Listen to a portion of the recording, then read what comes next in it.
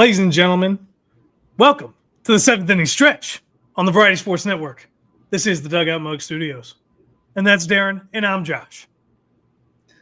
Edwards, a little holiday special there for Brandon. I wasn't expecting such a cheerful little joy there with it as well. I was so caught off guard. I was just like, I wasn't even ready to do the thing. Like you prevented you. It was like you got too like into the spirit, I guess, a little bit. I was spirit. Totally caught off guard. Brandon, well done there. Yeah, Josh with it. We can stretch later. Oh, we got you here on a Thursday night. Hope everybody's doing well out there. I know some of you might be tuning into that 3-3 Rams Niners game or whatever. So feel free to come over here to the baseball side of things. There's a lot to get into. Mets fans, Yankees fans, everybody. Well, we got a lot of teams we're going to cover here in probably about an hour or so here on the show. We're going to be sure to tune into us at YouTube over at the Seventh Inning channel there, as well as the Variety Sports Network as well. Just a couple early comments here. We got Daily Walk-Off. We'll be getting to their game a little bit later today. Really enjoy that one. Been a big week. Plenty to talk about. Yes, absolutely plenty to talk about as well. And then, yes, we do have your guy, Aaron. Aaron just living the dream right now. Living the absolute dream as a baseball fan. And, Josh, I felt like last Thursday when Logan was on, we were talking about that prediction. And I remember telling Logan, I was like, at the very end, they're going to go back to this Cohen. There's going to be like, do you want to pay more? Like, that's what it was going to be. And he was going to be the one guy that was going to do it. He ends up getting that 15-year, $765, just a record deal, $51 million basically annually. Can go up to $800, with certain things, MVPs, all that good stuff as he reaches it. I mean, Edwards, a game changer in Major League Baseball. It makes me really think back to 2000 when Alex Rodriguez signed that 10-year, $252, and just how mind-boggling that blew away everybody else's contract. And now 24 years later, we have a deal that basically, I know Ohtani got $700, but this for a hitter and just like that whole, I don't know. This one he's a hitter, a pitcher, and an outfielder. Yeah, this one just blows my mind away. Like it goes that so one, you, I'm sure you remember me going, I cannot believe this dude is going to get this contract. Like I just couldn't wrap my mind around it. This one, I'm just like, the world. It's hard to wrap it. Yeah, it's hard. Like, we're paying this much for a guy who, he's got the best plate vision. He's a generational talent. His defense is less than stellar, in my opinion. But he can hit a baseball, and he can run. He can. I don't see $765. I mean, good for him. He coaxed that kind of money out of him. I don't know. Yeah, he was. I mean, like you said, he is some, like I've heard like some of the critiques of it. I've heard from like some of the analysts that were against it, I guess you would say. I was like, they felt like he was, like, is he going to hit? I don't know. It sounded like is he going to hit 45 home runs? Is he going to be able to drive? Like you mentioned with the defense, is he like Griffey? Is he like Bonds with those type of players? And it sounds like he's a stud, but we all know that. But there's like little tears to this thing. And so I think when people see him get that big contract, but it's the age. The age makes the biggest deal here. Usually baseball free agents at 26 is not a thing. And I think that changed him with how early he came up, the success he had, obviously, with the Nationals. But I guess I kind of ask it here, though, too, is let's have some fun with it. Obviously, the Mets, he's 26. He's going to be a great player for him. But 15 years is a long contract. So, obviously, World Series are going to play a big factor into this thing, obviously. But I don't know. You kind of just ask the question, like, will they come to regret a deal like this? Is this something that they might have to move on from in 4 years? Sometimes you see this with big contracts. I don't know. It'll be fun to kind of see how it plays out. I mean, in 15 years, is that $51 million going to hurt? I mean, who says they don't restructure the deal at some point? I mean, I'm sure I honestly haven't even looked over the details yet because I'm still sick at the number. I don't know where all the opt-outs are at. Okay, cool. 6 years. 6 years is the first opt-out. So I didn't know. I heard it was going to be between 4 and 6. I just never didn't know where it ended up at. I mean, I wouldn't be surprised is it him opt out or is it team? I believe it's him. I mean, if he's still killing it, I wouldn't be surprised if he opts out. I mean, he goes for another one. I mean, we're talking about the best hitter in baseball, right? Like in terms of just like you said, plate approach. he had a remarkable postseason, which is carrying a lot of weight into this as well. Had some clutch home runs. I'm sure we saw that. We played that here on the show here. Earlier in the year. I don't know. I mean, where do we put the Mets now in the pecking order here in the National League? I know there's still some things to play out, but does this give them? You look at that lineup now with Lindor, and you look at it possibly with Alonso still back in there. Where do you see the Mets kind of playing out? They still have a lot to do, but is this? And that's where I'm having a hard time with it. It's such a big deal, but it's like, how much more are they going to spend? CP thinks they're going to go out and keep going, which they will, but I don't know. After you spend $765 and you have another $300 million contract, I don't know. That's a lot of money, even for the richest people in the world. I mean, so it'll be interesting if they can outdo the Dodgers. I guess that's what it kind of starts to look like right now. And we'll come back to the Mets a little bit later, because I wonder with what the Mets have done if that changes where Arenado says he's willing to go and play first base. The Mets, I think, are on one of those teams, as we'll find out. So I'm guessing that based on that, it's probably he is, and that would be an interesting spot for him, given that lineup. But I think they're obviously, if Alonso doesn't come back, they're going to need more depth to their lineup. Vientos was good last year for him, and they had some other good performances down the way too. But it'll be interesting if they pick up any more. Down there with it. Cohen's worth 21 billion. He'll do whatever it takes. And you know what, Aaron? That's what it's looking like. And that's what I'm saying with the Dodgers. It looks like we might have this bidding war at times with these two teams, and add a few into that as well in the American League, as we saw at the Yankees. But he's going to go. And I mean, I just can't. I'm curious from your standpoint, if you want to answer it, Aaron, is where are you putting Soto in that lineup? Is Alonso a guarantee to come back? How are you feeling? That's to me going to be a big thing. I do everything I can to keep Alonso there. I pay Alonso what I have to pay him to stay now.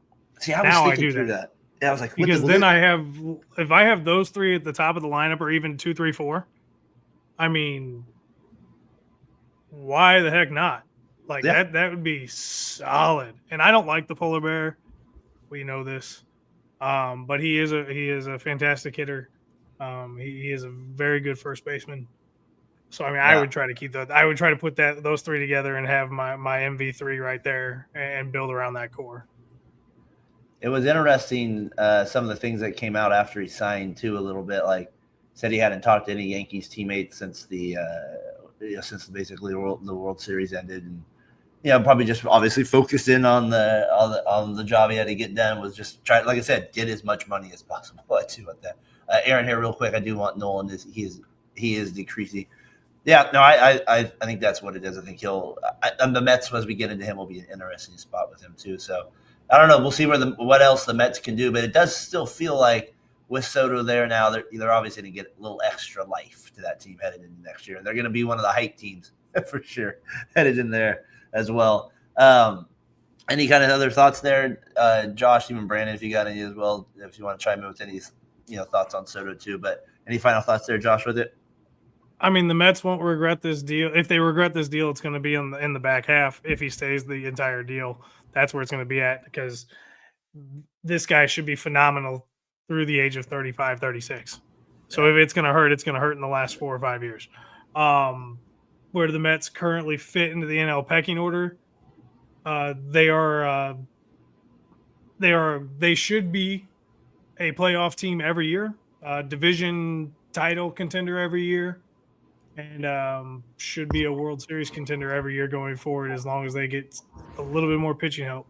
That budget's coming. They need some depth, but Cohen's going to spend some more money to make them World Series bound every year. What do you got, Brandon? Yeah, it's just going to say, I think 15 years is a lot. It's a lot for a guy who's now on his 4th team in his professional baseball career. It's crazy. It is. The fact that he can make up, I mean, the fact that he can make up to over $800 million in escalators or whatnot, all the other things that are part of his contract too. I didn't know about the opt out. I hadn't heard anything on that. So that's 2, I believe. I don't know when the next one is though. Gotcha. My big thing though is, as I think in the long run, this is going to hurt the Mets more than it's going to help them. Maybe it'll be fine in the beginning, but in the long run, it's going to hurt them because it's not like it's not like the Dodgers with the deferred money where like, hey, they still have all this, they don't say they have a lot of cap space. The Dodgers do, but they don't have to.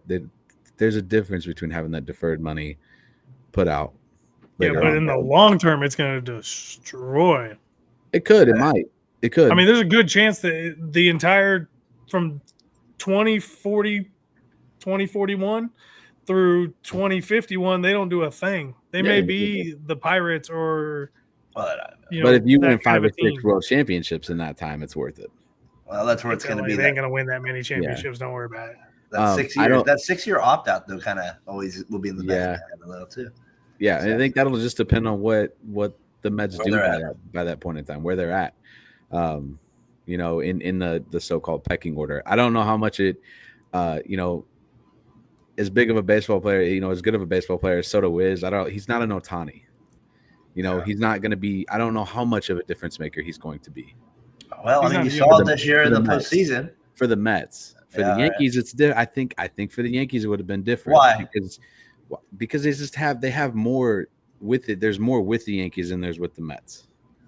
Well, it sounds like, obviously Aaron would say Lindor should have been an MVP last year. So should have been. He could have been. Should have been. We'll see if Lindor can get it again, if he can do that. And then we'll also see if I want to get like a t-shirt, just put $21.8 billion on it. And just see if he'll, like I said, if he wants to keep Alonso, he can write it. Right? He can get that done. So we'll see if they kind of make that plug over there and that push, but we'll see. Real quick, when it comes about talking about MVPs and stuff and awards, this is going to hurt Lindor and Soto because they're on the same team. Yeah. It didn't hurt Judge and Soto, though. Yeah. They were 1-2 or 1-3. They were third. That's Yankees versus Mets. There's a lot more Yankees fans out there than Mets fans. The NL's a little harder, too, right now. I would say that. The NL's a little tougher, I would think. I would say, and I don't think anybody looking at the difference between Soto and Judge was like, oh, like this is close. Like, no, it was Judge all the way. Like it wasn't even close. Yeah, no, it's a good point. I honestly think Soto's better than Judge. So, that one's a tricky one. I mean, Soto, like you would say, like I said, they're right there, and that's why they're so perfect. Judge has that power ability. Soto can always walk. So he does. Stanton too. It would have been interesting. Yeah, Stanton's obviously on the back half a little bit. But yeah, you're right. They still do have the capability with him as well. Yeah. And so Soto, a lot of stuff there going on with the Mets. Aaron, know you're thrilled to get that. So congrats on getting Soto. We'll kind of see Josh. Brandon, thanks for those thoughts there. It'll be interesting where that plays out moving forward into the offseason. I'm really looking forward to see what else they do. It sounds like Manaea is probably the next target they're looking for as well right now. So we'll kind of see what plays out from that point with the Mets there. Can I add something real quick here about the Mets? Yeah. Okay, so the Mets haven't just only gone out and gotten Juan Soto. They've also gone out and gotten Clay Holmes, and they've also gone out and gotten Frankie Montas. Yeah. No. Like they've already spent a ton of money because those were $34 million and $38 million contracts. The Holmes one was interesting to me that we kind of briefly, just because moving him to a starter. I like the move. I think it's actually a good move for the Mets. I think me and Brandon talked. I think that's why I'm having a flashback. I think me and Brandon talked about that a little bit on the reaction one. I do like the move for him going to as being a starter for the Mets. And it's kind of, to me, a little bit of a low risk, too, because they could always move him back to the bullpen, possibly. Obviously, he could be a total train wreck at that point. But that's what I would think. So I like those two moves for the Mets as well. A lot of Mets talk here, but they've been the big team this offseason. So we started out with them here. And a few here, we're going to be headed over to just the 7th inning stretch YouTube channel. Probably here in just a minute. Brandon will kind of get us over there or whatever here on the show, but we'll keep it going. So make sure you tune in over there. Anybody that's tuning in on VSN YouTube channel, make sure the link's down in the chat there. Make sure to jump on over to the 7th inning YouTube. We're trying to really get that going.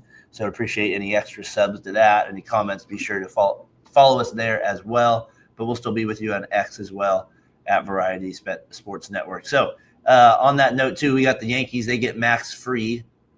Right, they get freed there from the Braves. A record deal. So some people would say, hey, well, the Yankees got lucky. You know, they didn't overspend. It's like, well, they did give out one of the biggest contracts ever to a guaranteed to a pitcher as well. Max Fried's a hell of a good pitcher. I understand that. But man, Josh, this does give them a pretty. I mean, Cole. I felt like Cole.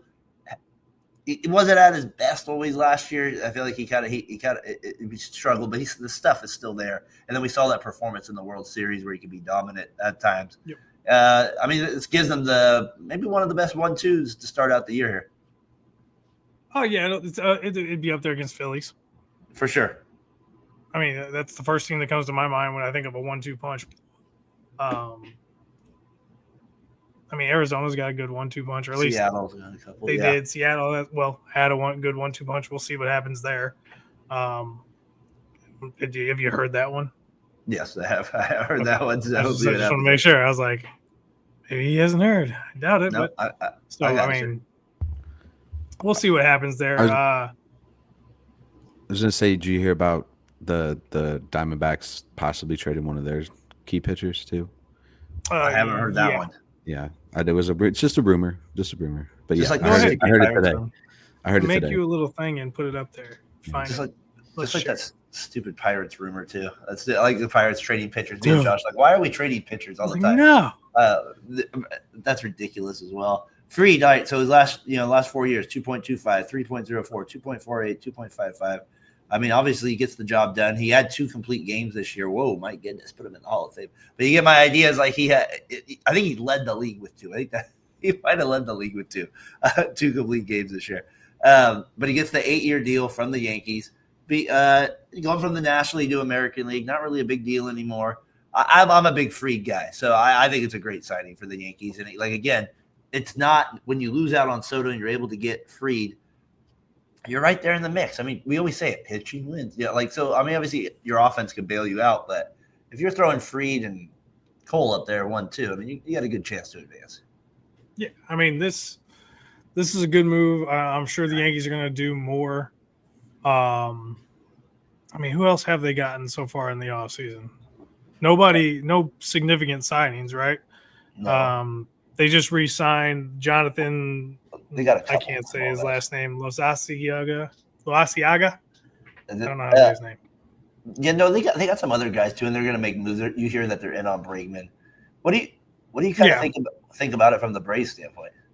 I mean, obviously they just kind of like, well, we're not going to get him, but I mean, he was the Braves are the Braves. Okay, so I mean, he's a great pitcher, and just kind of they developed him. It's just I don't know. We're just not going to sign him. I guess that's the way it is. That's it. Like they're like they probably know they have 2 or 3 guys who have the potential to be like him, and they may be a year out, and they're going, let him go. We don't have to win the division next year. We're going to be back for the next 5 years after that. Yeah, they may know something we don't know.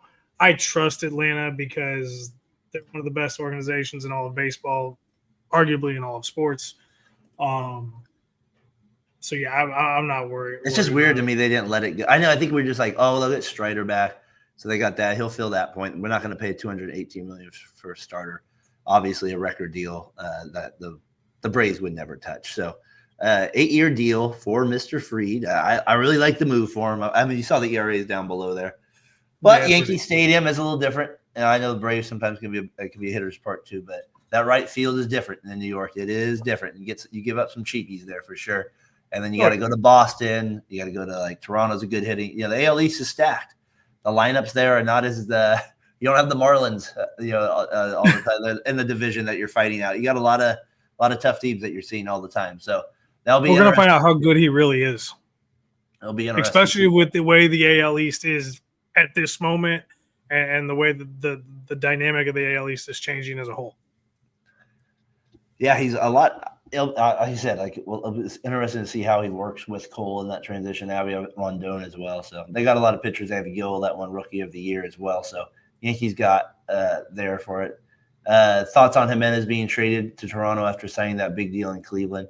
Yeah, Aaron, I saw that kind of right before we jumped on, and I was thinking about that one as well. That was an interesting one. I didn't quite understand I feel like the Blue Jays are desperate, and I don't know. I like Jimenez. He's a good defender. I think we all know that.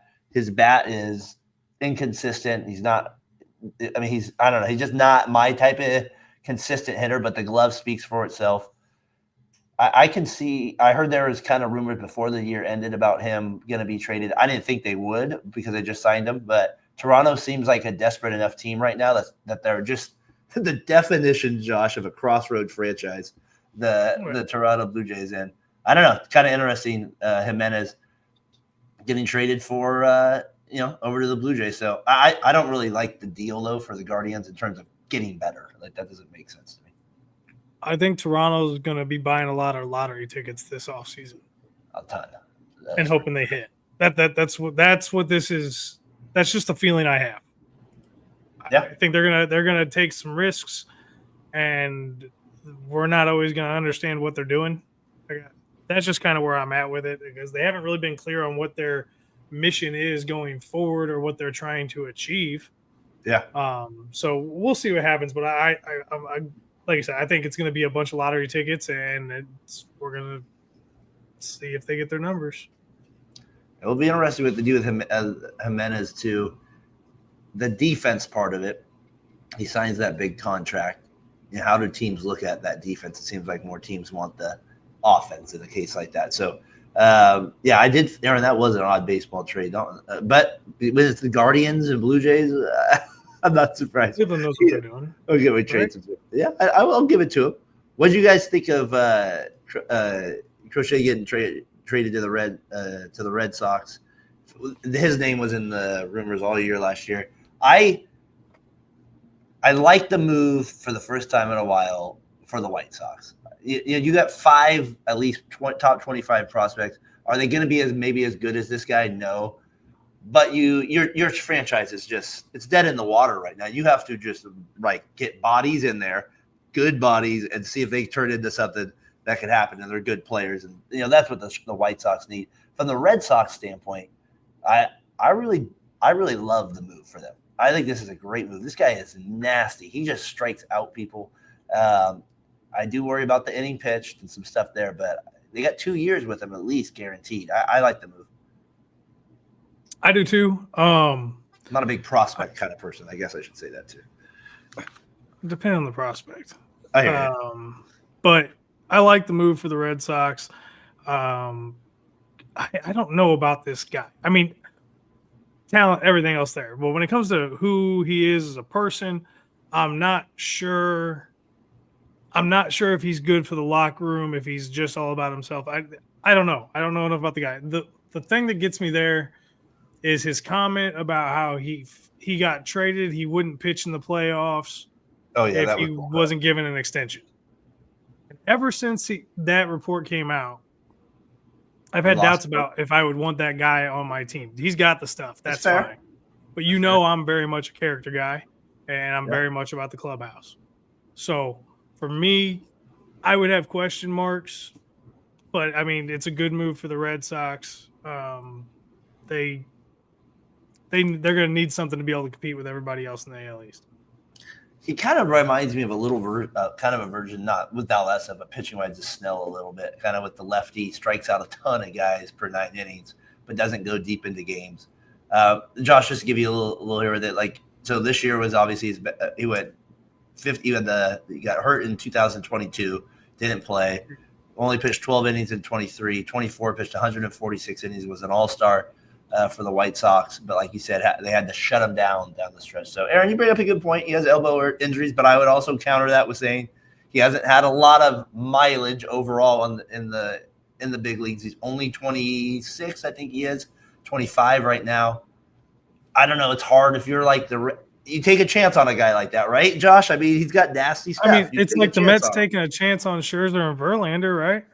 No. After their surgeries? They worked out, right? They were older, though. They were a little older, though. But I hear you. Older. I mean, that's all I'm saying. I mean, the guy has the raw talent and all the ability. If he can stay healthy, he can be a force to be reckoned with. I think they're betting on the fact that, yes, he was hurt in 22. He pitched very little in 23. He saw 140-plus innings this year. We should start to see 160 to 170, 180 innings. We should be getting the best of him. Again, this to me is another lottery ticket, but with some better odds, I would think. Go ahead, Brandon. I was just gonna roll off some stats too that I don't know necessarily this is a good thing for the Red Sox. I mean, the guy's 9-19 in his careir. He has a he was a 3.9 ERA. I understand that. He was with the White Sox. I get that. But his best year, this was his best year as an All-Star, 6-12. Yeah. 3.58 ERA. How many Ks?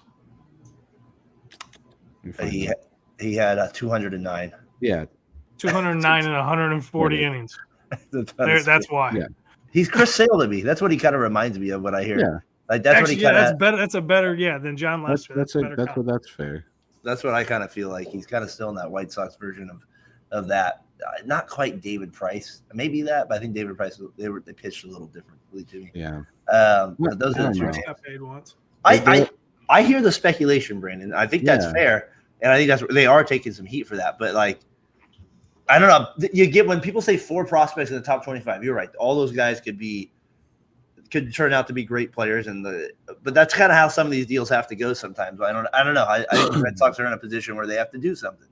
You know what I mean? They got to do something at the starting. But they got Giolito coming back too, 2 injury prone guys again. If you're gonna do something, you want to compete with the Yankees and really just the Yankees. Yeah, I guess Baltimore. Why would you not go sign somebody like Jack Flaherty instead of making a trade like this? Because Jack Flaherty is streaky, has injury issues as well, and he desperately wants to stay in LA if he can. And they have him under control for 2 more years cheaply. Yeah, that's fair. That's the biggest thing. That's the biggest thing is the 2 years of control. Yeah. If it was 1 year, he's not good. The White Sox aren't getting this. Right. So I think the White Sox are like, we suck. We need let's trade our best player now and let's see what happens with it. So I don't know. It just doesn't. This is weird. This is a weird one. I don't know. It's weird. Oh, this one's weirder to me. Yeah.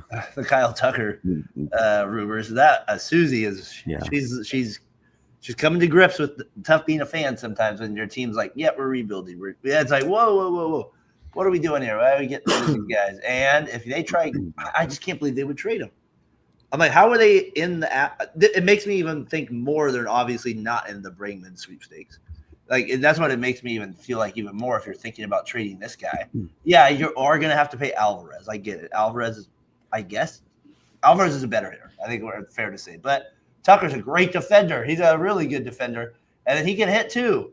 I would be pissed too if I was an Astros fan. I'd be like, we've won all those World Series. You tell me we haven't made enough money to pay these guys? Like, give me a break. We've sold out the stadium for years. I mean, yeah, this year in the postseason, did they arrive? No, they didn't as much. But the Astros should have enough money to be able to like keep a guy like Kyle Tucker. He's the type of guy you want to keep. I just don't get this one at all. And the Cubs, out of all the teams, why would you trade him to the Cubs? I mean, they're the favorites too to get him. I know. That'd be a great pickup for the Cubs. Yeah. That'd be a great pickup for the Cubs. I mean, tell me about it. That would be. I don't know. That one's weird to me though, Brandon. Yeah, Darren, I hate to interrupt this. Congratulations on your Sharks getting the first win of the season against the Blues. There we go. It did. We'll take it. Anyways, no, because I know he's in the trade talks too with the Yankees and him and and you have Bellinger and who's the other guy? Suzuki. There's some. Is that who it was? There's somebody else that the Yankees are from. Bregman. Bregman. Bregman, Tucker, and then they're in the sweepstakes for Bellinger too. Which could you see a 3-team trade? You seen Kyle Tucker to Chicago and Bellinger goes over to the Yankees, and yeah, why not?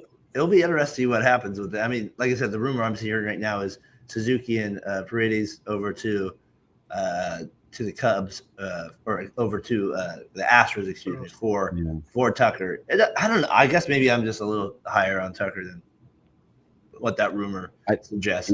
It just brings me to my point that I made last week is like okay, at what point of the Astros franchise you just go, okay, drop the bomb, get rid of some of these older guys. Let's build a little bit.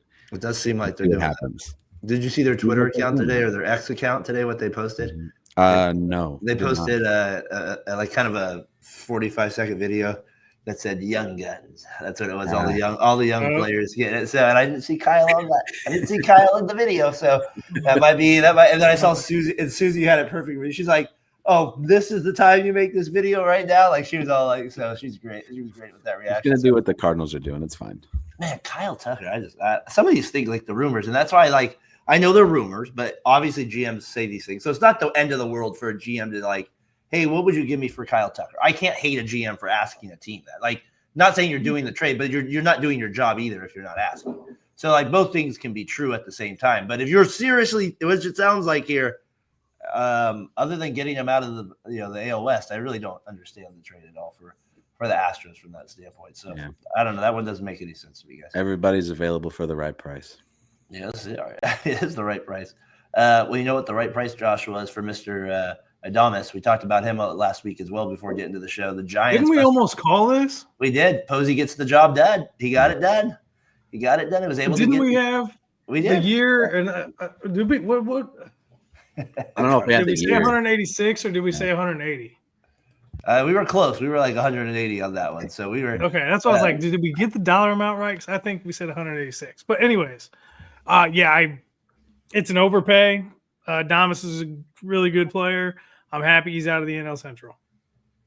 How much? I mean, for the Giants, I think it's a big signing in terms of they I wrote a couple of weeks ago. That position was really weak for them last year, and it's been weak for.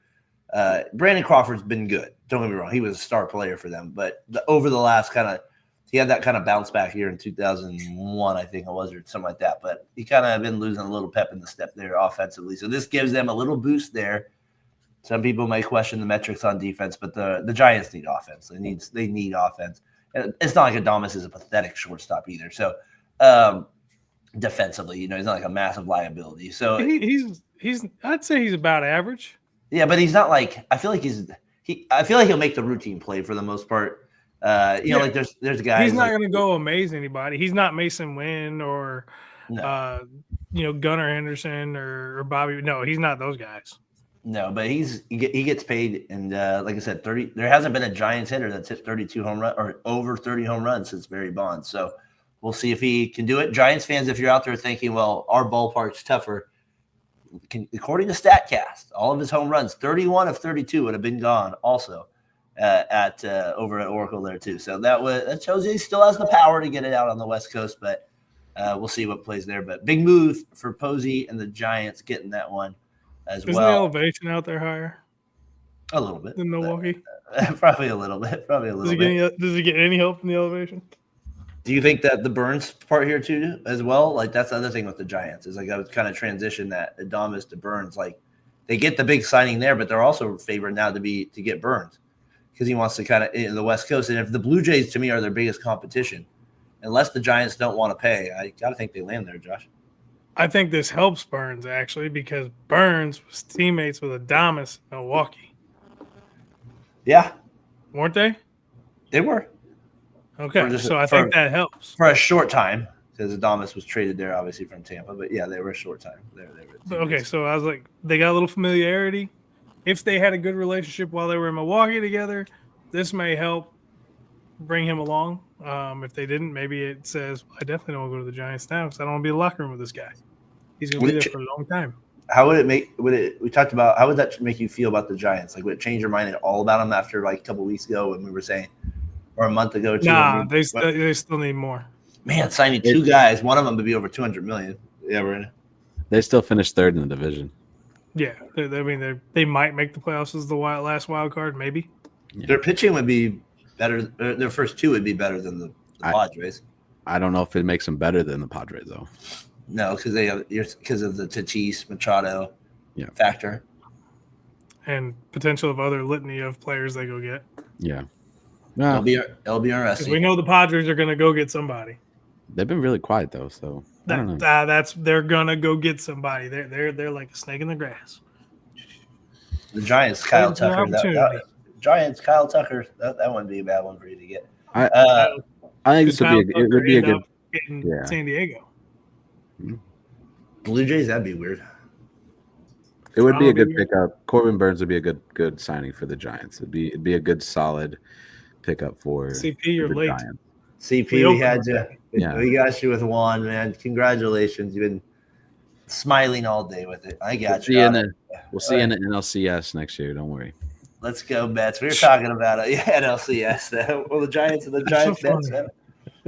There's a lot of pressure now on. I will say this: there is, the fan, as they know, Mets fans and any fan base is a little crazy at times, and there's pressure, different types of pressure. So every at bat will matter more. It feels like at the beginning, and I'm sure that will get a little annoying in Mets Nation at times. But you guys have the best hitter for sure. So I don't know. That's where I was wondering too. Yeah, but go ahead, Brady. I can tell you guys thought that. Imagine how ugly it's going to get if he does not perform to the level that he can. Yeah, I don't know. He's going, dude. He's going. I mean, I'm not saying he's going to, but we've seen crazier things. Well, yeah, but it's that. Gosh, that would. Well, if he does that, then he's the worst contract in the history of all time sports. If that's the case. Yeah. So many Mets fans are anti-Arenado, but I would welcome him to move the personality. Yeah, it'd be interesting if you guys end up going after him, Arenado. I don't know. Like, what do you guys think? Like, Arenado did bring it down to 6 teams where he wanted to go. Josh, you kind of mentioned the Mets. We kind of away from it a little bit. I don't know how you feel, CP, if you're an Aaron in that chat, and Josh mentioned is if Alonso leaves, and it feels like there's the better chance he ends up there at first base. But is that only the counter if Alonso doesn't stay, or is there a world where Alonso and Arenado they switch off at DH a little too? Like now that we have that, I couldn't. The only reason I could see that he's on that list is if he already thought about if Alonso left that he could play first there. I can't see them both being there splitting time. I know he likes California because he's got a home out there. And that's the only reason I can see him at like the Angels. Like, why? Just to go play with Trout part time? I mean, obviously, like Southern. I don't get that, but I could see him in San Diego. If he goes to the Dodgers, I'll just be sick. I think the Dodgers are definitely a favorite. Whatever. But like I said, if Alonso's not in New York, I would think they would be able to eat that contract and be able to deal with it. Yeah, Boston, I think, is a stretch. The stretch. What would the Mets trade for them? I guess they would. Juan Soto. Juan Soto. The Cardinals will take on that contract. The Cardinals will take on that contract. No chance. I mean, at this point though, also, what can the Cardinals really get back from him? I mean, Arenado it does feel like, he was an all-star, but there's some declining. It feels a little there, but maybe he's due for a bounce back year. He's due for a bounce back year. He had some neck stuff going on. Seems to be worked out. They're working on his conditioning and his core strength in the off season. The defense is still there. That's proven. He still has all the range. He's still got the arm strength. He can still make all the incredible throws. But that means if he rolls over to first base, he doesn't have to. He's got to move all that area, but he don't got to be throwing the ball across the field no more. For sure. And if he's got to gun him down at home because he's got a liner and the guy's running from third, he's got the arm to get there. So, I think if I'm the Cardinals, I wouldn't have put Contreras at first. I would have put Arenado at first. And if not Arenado, then I would have put Jordan Walker at first. But didn't it come out after? Didn't it come out after though that he was open to moving to first base after they were like, "Oh, hey, Wilson Contreras is going to play first base." We'll take that. We'll take that contract. Give the Cards Batty. Problem solved. Yeah, you get Mr. Batty. I know that the Mets fans have emotions about Mr. Batty, so you get that for Arenado. We'll see what the Cardinals do with the rebuild as well. I think the Phillies are much more of a play here as well. I think there's a three-way trade somewhere involved with this. Maybe even with Seattle. Yeah.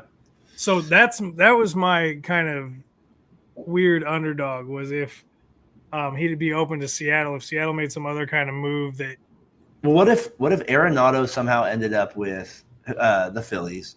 Alec Baum ends up with like Seattle, and and then I don't know, and then Castilla somehow is involved in the trade somewhere too. So I ends up with the Cardinals. I don't know, like that. There's a world where like I don't know. Can we get that much? Probably not. There probably have to be too many prospects involved in something like that. I do think the Vladdy part is.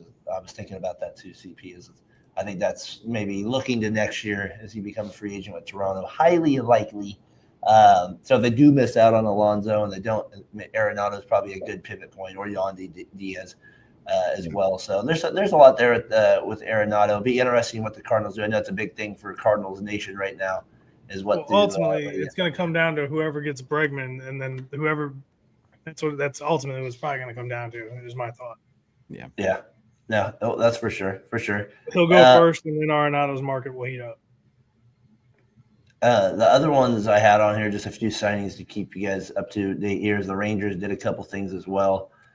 Re-signed Eovaldi to a free agent deal. I thought maybe the Mets would be part of him. I also thought the Phillies would maybe make a move on him as well, just to kind of add some depth.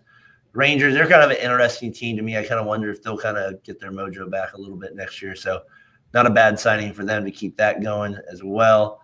So they get that going. And then the Orioles, they signed a little earlier in the week. This happened more over the weekend, but obviously we do the show here. O'Neill, your guys' familiar friend, had a big year for the Red Sox last year.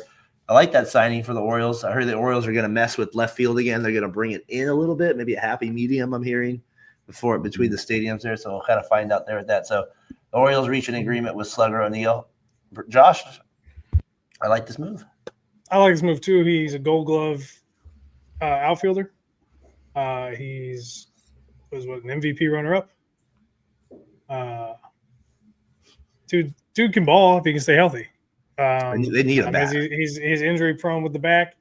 But this year he played 113 games. So if I get 110 to 120 games out of him a year, you can't complain about that. I mean, getting 100 out of O'Neill was goal for me. So if he can do that every year, and cool, game on. He plays great D. He's fast as heck, and he can smoke the ball. I like it. I like O'Neill. He's obviously does more bicep curls than I've done in my whole life, and probably one day. He has that going for him, at least a little bit there. I mean, obviously, if I had biceps like too, I'd take batting practice with. I would take it with no sleeves either. I'll tell you that right now. Yes, probably the whole $17 million is deferred. That seems like like I said, the Dodgers can make signings like this because their team is so perfectly kind of stacked and built around it. They can get guys like we talked about Tommy Edman now with a low risk, not a great hitter, but has potential to still be a very decent hitter. Like in the situations they'll need. He can hit in the clutch. That's the thing with Tommy Edman. $17 million for a bench guy. Let's get him. Not many teams. Yeah, I guarantee he's not a bench guy. I bet you he plays 130 games. Conforto? I mean, I think there have to be some injuries for Conforto. Oh yeah, we were talking about Conforto. Sorry, I got to jump back on him. I was about to say behind Edman, Ottman. I was like, no, Edman's going to play 130 games. What are you talking about? Chris Taylor, and you have Mookie Betts, and they're still not out of the Teoscar Hernandez. Yeah, he's not getting 130. There's going to be injuries if he's getting 130. That'd be crazy. All right. I think he's just going to bounce around all the time. Is there any other signings there, Josh, that you kind of thought? I'm going to get the diamond notes. I have a few more that kind of happened, but I can jump to that. And if it rings a bell, we can get there. I mean, I think we covered most of the big ones. The big one's there. The Burns one's the big one coming up. I feel like that's going to be the next big move to go. Alex Cobb signed with Detroit. Yeah, that was wild. Bregman still's out there. He's still available. Yeah, Bregman's still out there. I can give you who's available. Josh, the one big one was Bellinger to me, though, guys. We didn't talk about him. Yeah. I'm out on Bellinger. What about Christian Walker? It sounds like the Yankees are in on him a little bit too. I also heard they're in on Pete Alonso too. The Yankees. So you got. We want to make it hurt. You got Soto, but we got Alonso. That would be interesting. That would be interesting if the Yankees get Alonso. I haven't thought about that one, Brandon. So you got Scherzer, Verlander, Goldschmidt, Teoscar Hernandez, Patrick Corbin, Pete Alonso, Alex Bregman, Charlie Morton, Anthony Rizzo, Josh Bell's available. Ken Jansen's available. Burns, Ryan Presley, Gleyber Torres, Moncada, Flaherty, Manaea, Mark Canha, Quintana, Kyle Gibson. I mean, you got a lot of guys out there still. No, But they're the big guy, but the trade rumors are to me are interesting, right? Like you have Luis Castillo, you have Bellinger, you have Jack Jones that are getting thrown out there. So you have some names here in the. Do you really buy that though? But the Pirates, I believe anything. I think they'll trade him. No, they're just feeling out offers. They're not going to actually do something. But I can't see them doing that. They have the potential to be a force to be reckoned with for the foreseeable future on the bump. And they're not usually known for being a foreseeable future. That's not how they work. All right, let's get to it. But they have a unicorn now. It's different. They do have a unicorn, and some people would call them a diamond.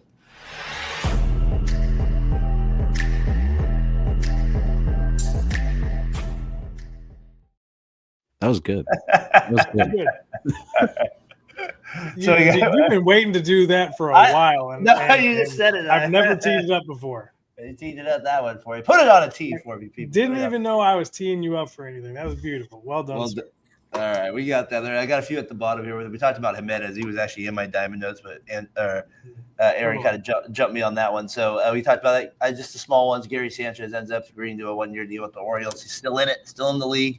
They're at the Rangers acquire one of my son's favorite player, Jake the Snake Berger. We got him with it. So I like that deal. Mr. Berger, he goes to the Rangers there. Nationals win the 2025 lottery as well, the number 1 seed there. So they get that done as well. So I don't know. Nationals, I feel like they had the number 1 pick every year.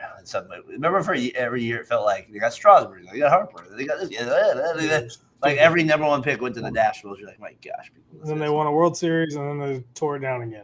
So that was always. Oh, here it comes. That was always a Hey, night. can I pick one real quick about this? Yeah, please. Let's go. I like the Berger move to Texas, first of all. Jake the Snake. I like it. Yeah, I just like that move. I think it's good for him he's shown that he can play ball in Miami with a bad team, and now he gets to go play with not a great team, but a better team in a state that's just as good. So it works. If you're going to make a transition from Florida or from a state from Florida, you might as well go to Texas. Pretty smooth transition. What do you think? Your boy Jake Berger went out to Texas there, Logan. Good afternoon. Good morning. Can you hear me? Where are we? Good night, Logan Stone. How are we doing over there, sir? Sorry, I'm late. All good. I had a long meeting. That's all right. Jake Berger. Yeah. You guys can hear me, right? Yep, we got you. Okay. Jake Berger going to the Texas. I like that. I really like Jake Berger. I think he's very underrated. He's going to be a solid piece. He's a first baseman, right? Because he played a little bit in the outfield, I thought. Yeah. But he's more in first base or DH. Yeah. So maybe third. Yeah, I think he'll be really good. A good not replacement for Nathaniel Lowe, but he's going to be a good DH. Probably good for in the outfield. I think he plays a little bit third. He does. Okay. I mean, he's kind of a utility guy, but I mean he specializes in certain areas, so he may be he's probably going to be an outfielder just because Josh Jung. But yeah, it's going to be a really solid piece, and I think having Corey Seager, Marcus Semien, Josh Jung, Nathaniel Lowe around him, he's going to really flourish in there, and not having a terrible team like the Marlins, but. Yeah. What team is like? I mean, we obviously went over a lot, Logan. So I'll let you get your soda thoughts out of here before we get off tonight. But if I'm kind of keeping the show moving a little bit, I'm curious with like when I think of disappointing team. I know it's early in the offseason, but you just get vibes of what teams are doing early on, and we talked about the Pirates, the Jack Jones rumor. We talked about Kyle Tucker already, and then you just continue to look at Seattle, and you're just like, what are we doing? That team, I just I every year I'm just what have they done to their franchise? They're just the definition of mediocrity. They don't 1 foot in, 1 foot. It's what are we doing? I just don't get it. At least the Blue Jays at times will go in. I don't know. I don't get it. I don't get it all. Then now you have Luis Castillo rumors. What are we doing? Yeah, like the Mariners. Yeah, I it's funny. I actually kind of forgot they were a team. And that's not a good sign. Like, I mean, with and I get it, it's early in the offseason, but you should be hearing names, right? Like attached to or teams attached to certain players, right? Like Yeah. we've heard Cubs are interested in Kyle Tucker. We've heard all these players who are teams who are attached to Max Fried and Corbin Burns, and you should be hearing Mariners in some conversations, not necessarily for pitchers, and you don't even need him for like you don't even need them for like Juan Soto talk, right? But you do need them for hey, Max Fried. They should have been or not Max Fried. Alex Bregman. Yeah. And like you should be hearing their names attached to certain players, and they gave the contract to J Rod, and they I don't know what they expected from that. It kind of seemed like a couple years ago they were all in on winning. They really wanted to win, and then all of a sudden it's just like, oh, that was just a ploy to get fans excited. And yeah, that's disappointing. For me, a disappointing team, honestly, is kind of the Phillies. I really think that the Phillies should be going in on Corbin Burns. Yeah, I think that would be a good one. And we talked to Arenado maybe as a spot for him too. Yeah, I think they should be. I think they should. Honestly, I think they should be the favorites to beat Corbin Burns, and they're not even in the conversation from the sounds of it. Yeah, no, there's a lot there with it. It'll be interesting. Like I said, there's so much more to play out. Josh was even going over some of the names. He gave us a fourth of the list probably. There's still a lot of names available, like every name, So yeah, we still got a lot to play out here in the offseason. But I do like that we do not have. Doesn't look like we're gonna have the same offseason we had last year, Joe. right. We're gonna have like guys that should have been signed earlier being signed in March. So I do enjoy that part of it. Yeah, go ahead, Josh. Well, in regards to Seattle, have you guys not heard that Ichiro is apparently going to be making the pitch to Roki? That's a good thing. I mean, they don't need the pitching unless that's why they're shopping Castillo. Yeah, Aaron had brought that up earlier. Where is this guy going? That's it. I mean, so the pitch is the rumor that I heard this afternoon is that Ichiro is actually making the pitch and telling him why he should come to Seattle and what it'll be for him and everything else. We're going to trade Luis Castillo. You be the number one pitcher. No, I didn't do it. I hear you. I don't know. That's all fine and good that he's making the pitch, but it doesn't matter if the Mariners aren't going to pony up and they're going to be like, oh, well, we were looking. He was just asking for way too much money. I mean, $15 million a year. I mean, like, obviously he's not going to get $15 million a year. He's going to get more like 20, 25 a year. I like him going to the Cubs. If not more. Roki?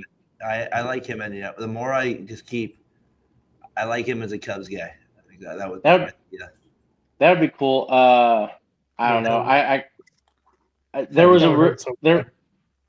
a rumor that he already had a team that he wanted, and it sounds like the Dodgers, but it doesn't even sound like the Dodgers are really in on him. So I'm not sure who that team is. I mean, I think a lot of teams should be in on him. Like I think he's going to have like 25 teams in on him because he doesn't. They should. What's he's 23 years old. Yeah, there's like in Japan, if you come out if you're 25, it changes the whole. It changes how you can sign. I don't know exactly all of it, but you can get more teams can be in on the contract, and kind of like Ohtani was, where he didn't get like this Matt. It was like everybody had a chance. Even the A's were like finished top 5 in signing. Like there's random things like that you'll get at the time when they're younger. Yeah, so I mean, but everything I hear is he's a stud. I hear he's he makes Yoshinobu Yamamoto look like Adam Wainwright when he's 48 years old. It's not that big. I'm just kidding. I'm just saying he's better than Yamamoto is. And Roki, at the World WBC, he was just unbelievable. He's already got a 102 fastball or I think it's up to 104. And he's 23 years old, so a fun team. I'm kind of just hoping he just randomly signs with And I know they won't do it. I kind of want him to go to Cincinnati. I just think I just want to see them with Hunter Greene and like that light up there. I just think it would be like this. Just a random team. I know it's so random, but that's what I'd like. I don't. The Reds won't. I know. And I haven't heard any rumors, but when you hear guys like that, that's what I think. Yeah, and I think I know it sounds extreme. I do. But handing him a 13-year contract or a 15-year contract or whatever you want, I think that, to where you only have to pay him $20 million a year, and with the way pitching contracts are skyrocketing right now, it'd basically be a steal. And I understand it's a risk, and people are going to be like, oh, you can't give that kind of money to a guy who's never pitched in MLB before. Watch the World Baseball Classic and how he was having people just swing and miss in that crap. It was amazing. And I've watched some, so I've gotten into some Japanese baseball. I don't watch much of the games, but I watched some of the highlights, and he's so good. And I'm telling you, Japanese players are just the real deal right now. And were you into the KBO league during COVID? Were you into the KBO? No. I love how you're like, I'm watching that. We need a scout. Come on, Logan. Come on. We need we got a draft profile. Actually. I like baseball. And you get to go softball. international from time to time. Yeah, we can Logan travels. When you're overseas, you can catch a ball game somewhere. Spots on there. I'd accidentally end up in North Korea, so not South Korea. I bet you never can go. That'd be so funny. We see Logan in the Olympics one day, the head baseball coach with the North Korea. We see how did this white guy get in there?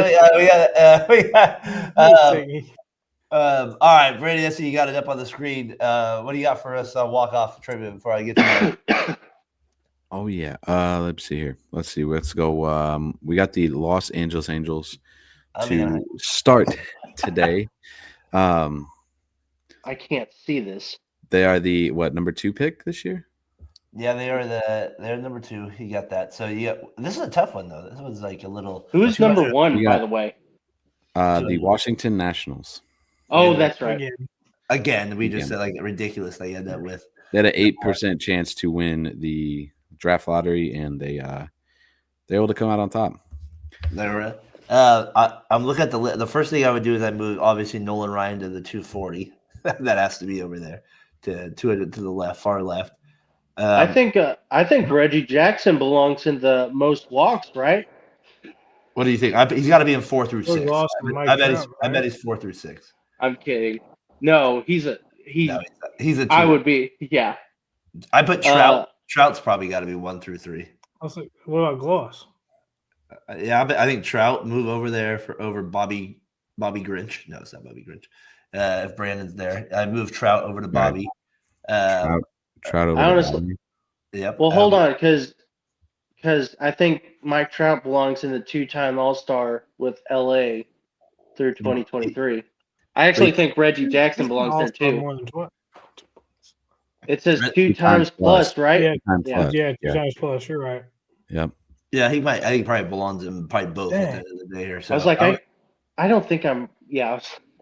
I would. I think the only one I'm thinking is Troy Gloss might be or Garrett Anderson. I would move him to 2-time All-Star over Jim Fergosi.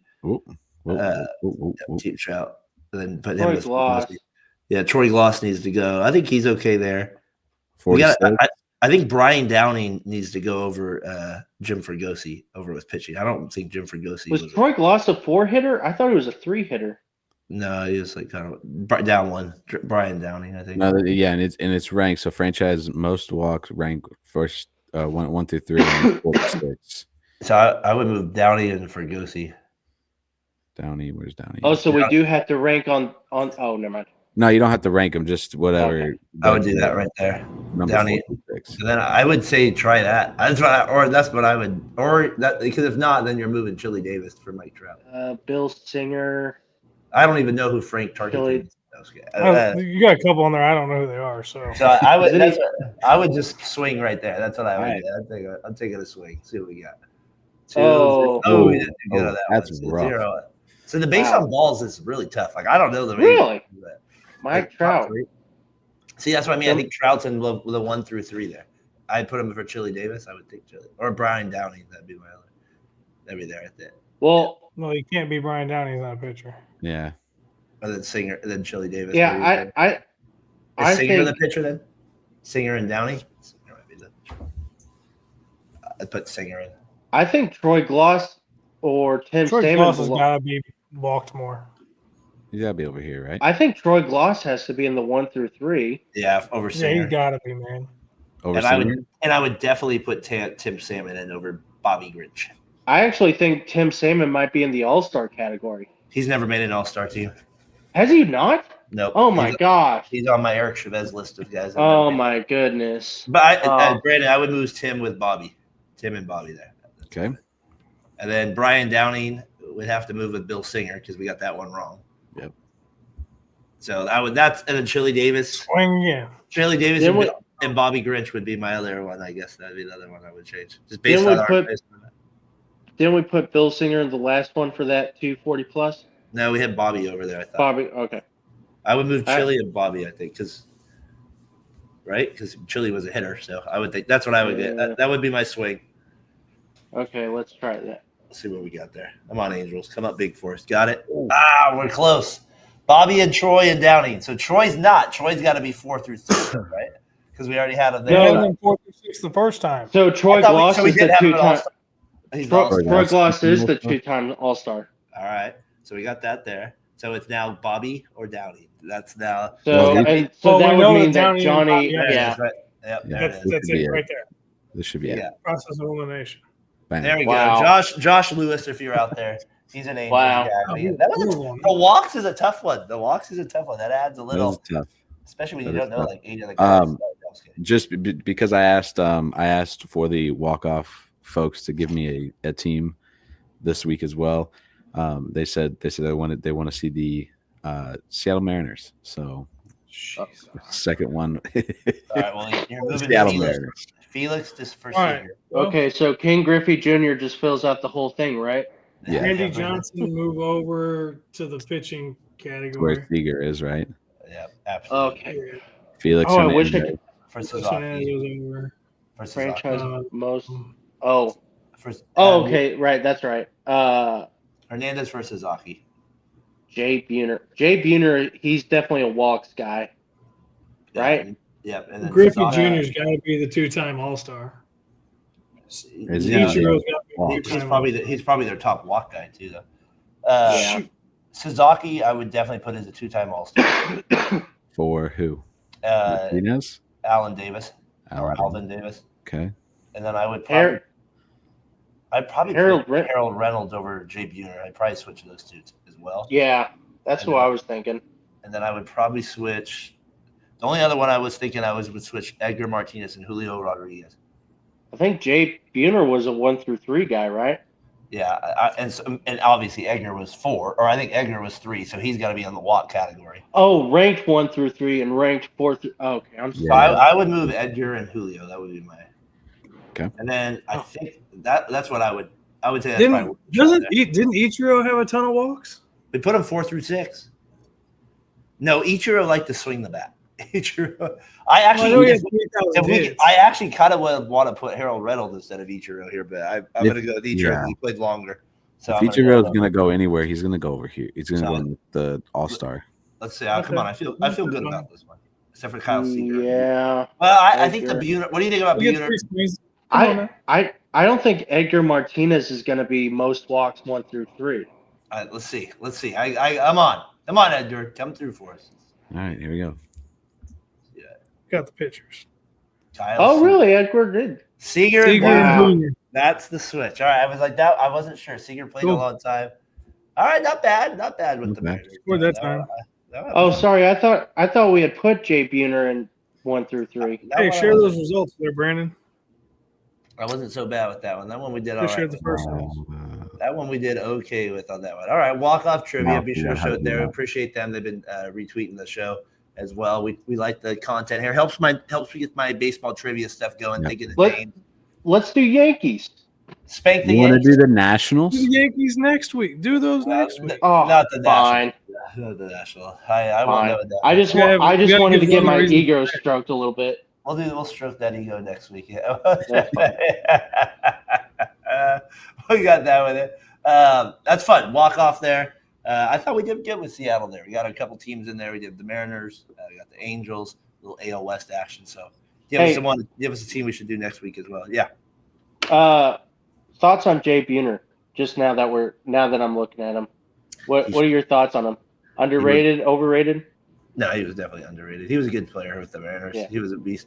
I always like when the fans, when they get a free ticket, if they went shaved his head like him, they got it completely bald. Like they would do those type of giveaways. I remember back in the day when I'd be watching the A's play the Mariners, obviously as much as they did. So yeah, I'm a big Jay Buhner guy. I forgot how good he was, and then they had that. What was it? Summer '95 documentary. I think it was a 30 for 30 on the Mariners. No, it was a MLB documentary on the Mariners, the '95 Mariners. He could rake, man. Forgot how good he was, and oh my gosh, just slapping balls left and right. I mean, he was good. He was so good, and it's so weird that teams players like Ken Griffey and Edgar Martinez were so thankful for him. Like you think of Ken Griffey and Edgar Martinez, and they're the big dogs, but they're like, I'm really thankful for Jay Buhner and what he's done, and he was really helpful to that team, and so yeah, he's a very underrated guy. Sorry, I just wanted to share some love on him because I never think of him whenever we're on. He was a great player for sure. He was one of the best. He was for that era, for that little mid 90s with the Mariners up, where he had a good 4 or 5 year stretch where he was as good a power hitter as anybody from the right side of the plate. So it'll be interesting what happens with him. Hey, before I get to trivia, Logan, I know we're going a little long with the jump on, so if you could just give me your quick thought, please, if you can, on Soto, and then I'll get to trivia and end it with a flashback. Or how are you pissed? Just give me your piss level. Are you? Because last time I was telling you the Mets might overpay for it, so we started the show with that. You're on with it. You're the Soto guy here. I do want to get your thoughts on that real quick, though. It's kind of funny how surprised I am at fans who have, and you also. I've been surprised by how many people have said that they're surprised by the contract. I've been saying for years that it was like we're looking at an $800 to $900 million contract for Soto, because you're not paying him for now. You're paying him for what the market would say 10 years from now, right? And so I wasn't really surprised by the contract. In fact, I thought it was a little low, but I mean, it makes sense, especially with the opt-out in 2029. I'm not necessarily mad. I was really disappointed at first. I'm a little angry at the Yankees if the thing that was holding the contract up, or the deciding factor was not giving Juan Soto a suite at Yankee Stadium. I was like, okay, that was what hindered it, but it's whatever. I think in the long run, Yankees are going to be happier. I in the text message, we harken back to the Moneyball scene where the scouts were trying to recreate Jason Giambi, and Billy Beane said, you can't recreate him. What you have to do is you have to replace him in the aggregate, which is basically get multiple players to replace the one player. And you kind of have to do that now. I'm kind of surprised that the Yankees are going after outfielders, but I think it'll work out for the Yankees. I really hope that it works out for Juan Soto, and I'm not necessarily – I'm not a Mets fan because of it, but I really do hope that the Mets work out now, because if he should, only for the sense of being a Juan Soto fan, I don't want his prime to be wasted on just really crappy teams, because Steve Cohen and all these teams are, we're going to give a $200 million contract to Shane Robinson or somebody, and so I want the Mets to be better for baseball's sake, for just Juan Soto's sake and everything. So Yankees will be fine. Mets, I hope that they continue where they're going. Well, we had CP and Aaron on the chat earlier, and they feel confident in that. I would say that that is not the question there, Brandon and Josh. We had that with them.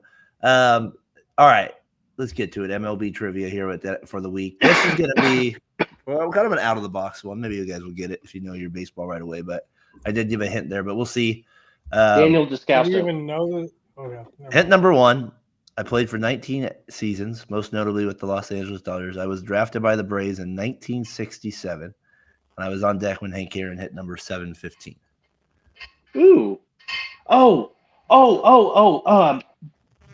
Dusty Come Baker. on. That a boy. I thought that hit for baseball fans kidding would me? know that. You have to know that one after that clue right there. I also I was one of the first baseball managers to lead five teams to the postseason. I was the first manager since Sparky Anderson to win 100 games as a rookie manager and the fourth to do so. I became the first baseball manager to lead 5 teams in the postseason too. So Dusty Baker on the first one. That number is 715. That always gives it away to me when he's on deck. Well done, Logan Stone. I kind of want to bring it up because this video, I always love this video. Go ahead. Oh, I was going to say, honestly, it was getting drafted by the Dodgers that helped too. A lot of people forget. He actually ended his career as an Oakland A as well there from the Bay Area. Sorry, Josh. Said Josh, first one, didn't give it a chance. Logan right from the get-go. All right. This you knew that. Oh, one of my favorite clips. There we go. Go from there. Some hostility. Probably not deciding where they're going to have dinner. They're not deciding where they're going to have dinner. I love that. For those of you who read lips, he's saying, I'm not having a fine time. I just love that video. That's always a good one with him and the longer version's better. Oh, I think that's the I think that's the beginning of I was going to say that's the beginning of their Oh, he gets way long. They go at it for a while. It's like an 8-9 minute clip. Yeah. I mean, they used to be like really good friends too. Mm-hmm. I guess competition changes things once in a while, huh? I guess competition changes things. I mean, what a rivalry they had though. They had a great one there between those managers. So that was always a good one. Logan, well done. First time. I added the 750. I should have put that as hint number 3 for you, but you got it. Well done there. Dusty Baker, an old school player. We haven't done one that old school probably yet with it, but a manager. I was like 1967. I'm never going to get that. I'm sorry, Josh. Would you have gotten that? I would have gotten it by the third one. The first, too many. Because I know more about Dusty Baker as a manager. You know your managers, I've noticed. As long as I've been doing this podcast, whenever I have a manager clue, that's where it feels like I feel like Josh, like it's like, all right, what was that manager? I feel like he's always that's like the one little the old school managers I know. Yeah, that's what I mean. I've noticed that with you. You've got to like that little manager part for it. You got to. But yeah, if you would let me get to the third, if you would have been like, yeah, I got it at 1. I'd have been like, all right, let me go. But now you're good. Hey man. Was the third one like I won my first World Series in 2000? He was the first one to do 5 different times. Take 5 teams to the postseason there. That one I know. Yeah, he's. I would have had 2 in a row, Logan. You just took that from me, man. I'm glad. Sorry. I'm not. Am I the only person to get 2 on the first hint? Because I feel like that's pretty special. As far as I can remember. I think Tyler got the Pablo one on the first one. Like you said that was inside information, so that doesn't count. So that's fair enough. Cheaters never prosper. Cheaters never prosper. All right, let's get to the flashback here. What a ride! The Cardinals are world champs in 2011. Maybe in 2041. 2041. Oh, hey, we actually did. We did Twins Braves. I realized addedly when I showed you guys last week the flashback, and then I thought about it. I go, you know what? I have this one too from that same World Series, and I'm just curious. There's no replay. Just what your guys' thoughts is on this play, and just like this is baseball without replay. Here we go. And what you thought? Game 2 turned more on what Braves saw as a wrestling move than a good baseball play. Gannon singled the runner to third, and after rounding first, went back to beat the throw, only to have first baseman Ken Herbeck lift Gant's leg off the bag and get the out. Herbeck on that very play, establishing himself as a Minnesota villain for the rest of the series. That would be absolutely ridiculously cheap. Oh man, that is a good one. They go to suddenly found themselves down 2-0. And that's why you slide. That's why I just one of those plays where. What do you guys think? replay says he's safe, and you pull him off the bag. So the Twins get a miracle. Absolute bush league. I mean, and the umpire, you're an idiot, right, Brandon? My God. I mean, they're saying he had to beat regardless. His momentum was taking him off the bag. Yeah, I mean, I think he helped. I don't think it was like if he wasn't standing there, he would have win. He would have. What would replay say now? What would replay say? I guess interference. Yeah. Do you think they would just say not enough evidence? I don't know. I mean, to me, it's a little. Josh, you used Bush League. You saw the replay a few times there, though. I mean, I don't know. At a certain point, there was a little lift job there. Hold on. Oh yeah, I'm not saying he didn't. I'm just saying he beat him back to the bag. So no, I don't. Because if the first baseman would have been playing the bag correctly, that's got to be interference. His momentum taking him off the bag. He loses his balance. He's not. Yeah, that's tough. That's hard. Like, it doesn't matter. He beat him back to the bag. You can't say this might have happened. You have to go with what happened. He beat him back to the bag. The first baseman. Yeah, you can't. Lift. That's it. It's interference. Take your base. He's out there. World Series. Yeah, the Minnesota villain. I like that. Like if that would have happened in one of my Little League games, that's what I would have done. I would have awarded the runner second base. But that's why you slide back in. Like seriously, like you can't just stand on the bag. He's lucky. Only got an out on that one. He could have snapped something right there. But I mean, so stupid. You slide back in. I would call him out just because of that. Just because he was stupid. Bad fundamentals. You're out. The rule in the Little League that I was a part of. If the play was close and you didn't slide, you're out. Yeah. What was that? What's the other stupid one? The tie goes to the runner or something. Tiger, that one always kind of is a weird one to me too. I think it's stupid. Like the first baseman definitely didn't help. He definitely helped him off the base. Yeah. But I also think there was momentum going that way. But if he would have also been in position, he would have gotten him out anyways because he would have beaten him out because he would have been in the front of the bag and he would have been stretched out 6 feet closer to the ball. But also, like the first baseman, like the guy was, if you're looking at it a certain angle, the runner was kneeing the first baseman in the leg. So that may have been the first baseman being like, "Hey, you wanna get feisty with me? I'll throw you off this bag." You're out. You're out right there. He literally was out. All right, I promise you I won't have a 1991 Twins Braves World Series slave for a flashback next week. But Darren, that was before I was even born, man. It was, but I was only 7 at the time. But those are 2 interesting plays that happened last week. We had 91. Huh? It's weird to 91. 91. Yep, the John Smoltz. You weren't alive in 91? I was. I said I was. Oh, you were? I was 7, yeah. What's wrong with him? Yeah. Golly, they make me feel old. 93, baby. 93. He's a 93, baby. All right, we got Bulls the 3-peat there. All right.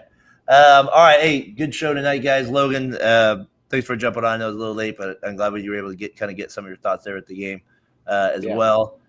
Probably do a show next week, then probably take a little break here for a couple weeks, maybe during the holidays. So we'll probably be back with you. There'll probably be a few more moves. Like I said, the Kyle Tucker thing's interesting, the Bellinger stuff, all that good stuff too. So should have a little bit to go into next week as well. And then maybe take a little break there during the holidays. Make sure you do subscribe to our YouTube channel on 7th Inning Stretch. I know a lot of you followed us at Variety Sports Network before, but we are trying to make that transition over to that as well. So you'll get us at VSN as well. Hopefully we'll be able to get the whole show to you on VSN as well. Just another place you guys can tune in and watch on the replay. But we'll figure all that stuff out as we keep moving here. But appreciate everybody that tuned in the comments. Aaron, CP, Logan, Josh. I thought a good show. Brandon, we got a little bit more a little bit more face from you tonight. It's good to see you on the screen a little bit. So I like the intro. Thanks. The intro was good as well. I think you threw off Josh a little bit there, but it was a great intro. It was a holiday spirit, so he liked it a little bit too. So get Josh on it. I was too jingly, and Can I do that? Where did Derek go wrong? Josh, he got fooled by the. He got it wrong by not telling me what the preview was going to be so energizing. Cheerful. Got me off track. Oh, that's good. All right, guys, that was good. We're powering through, Brandon. One more week here, and then we got school. We'll take the break there with it. Logan, hopefully you can join us maybe next Thursday as well. So probably going to be some big moves as well this upcoming week Let's see. If not, then everything will probably happen after the holidays anyways. It's usually how it works, other than a move or two. So, all right, for Logan Stone, Brandon over there did a great job producing with the graphics. Josh Edwards, as always. We'll see you guys next week. Peace.